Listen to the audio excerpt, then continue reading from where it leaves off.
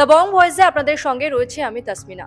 ২১শে জুলাইয়ের শক্তি প্রদর্শন নিয়ে এই মুহূর্তে তৃণমূলের দুই গোষ্ঠীর মধ্যে একেবারে চরম বিবাদ। ২১শে জুলাই কারাই বা পালন করবে এবং সেখানে লোকজন কেমন হবে, এই প্রশ্নই কিন্তু এই মুহূর্তে রাজনীতির অন্দরে ঘোরাফেরা করছে। এবার সেক্ষেত্রে দেখা যাচ্ছে যে ২১শে জুলাই যে কর্মসূচি তা পালন করার অনুমতি পেয়েছে ঋতব্রত শিবির। অন্যদিকে মমতা বন্দ্যোপাধ্যায় তারা যেমনটা জানিয়েছিল যে তারা এতদিন গত ১৫ বছর ধরে যেখানে পালন করে এসেছে এই ২১শে জুলাই, তারা সেখানেই এই কর্মসূচি পালন করতে চান। যদিও এই মামলা এখনো পর্যন্ত বিচারাধীন, কলকাতা হাইকোর্টে সেই মামলা বিচারাধীন অবস্থায় রয়েছে।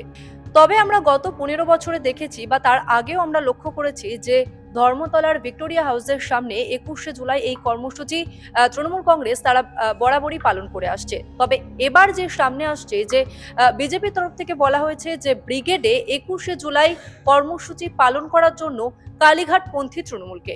তবে ইতিমধ্যেই যে বক্তব্য সামনে আসছে যে মমতা বন্দ্যোপাধ্যায় তিনি যুক্তি দিয়েছেন যে না, ২১শে জুলাইয়ের যে কর্মসূচি সেখানে বারংবার বৃষ্টি হতে দেখা গিয়েছে এবং সেক্ষেত্রে জল কাদা জমা হতে পারে এবং সেই জন্য ২১শে জুলাইয়ের যে কর্মসূচি তারা সেখানে করবেন না।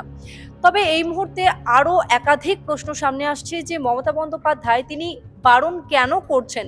ব্রিগেডের মতো এত বড় একটা মাঠ যেখানে বহু লোকজন ধরবে, যেখানে মমতা বন্দ্যোপাধ্যায় তিনি বারংবার দাবি করে এসেছেন যে সভা করার জন্য বড় মাঠ চাই, ২১শে জুলাই প্রচুর কর্মী সমর্থকদের ভিড় হয়, সেখানে যখন তাকে ব্রিগেডে এই কর্মসূচি করার জন্য বলা হচ্ছে তাহলে তিনি নাকচ কেন করছেন? এর পিছনে কি অন্য কোনো কারণ আছে? কোথাও গিয়ে মমতা বন্দ্যোপাধ্যায়ের কি মনে হচ্ছে যে কর্মী সমর্থকেরা তাদের হাত ছেড়ে দিয়েছেন বা সঙ্গ ছেড়ে দিয়েছেন? কারণ আমরা দেখেছি যে ফিরহাদ হাকিম, চন্দ্রিমা ভট্টাচার্যের মতো মমতা বন্দ্যোপাধ্যায়ের ঘনিষ্ঠ যারা ছিলেন তারা কিন্তু ইতিমধ্যেই ঋতব্রত শিবিরে যোগ দিয়েছেন।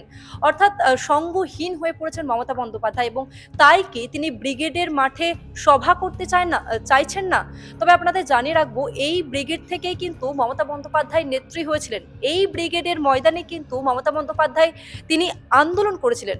অর্থাৎ আজকে তিনি নাকচ করছেন, কিন্তু কেন? ব্রিগেডে অসুবিধাটা কোথায় সভা করতে, যেখানে এত মানুষজন ধরবে?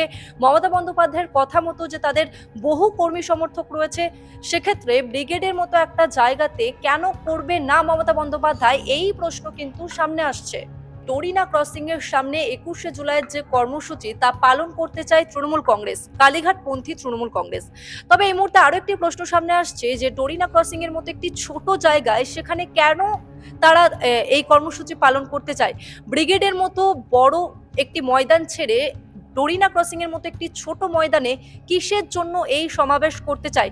তাহলে কি কোথাও ভয় পাচ্ছেন মমতা বন্দ্যোপাধ্যায়? কোথাও কি ভিড় হবে না? তিনি কি আগে ভাগে আঁচ পাচ্ছেন? সেই জন্যই কি এই সিদ্ধান্ত বা এই মতামত?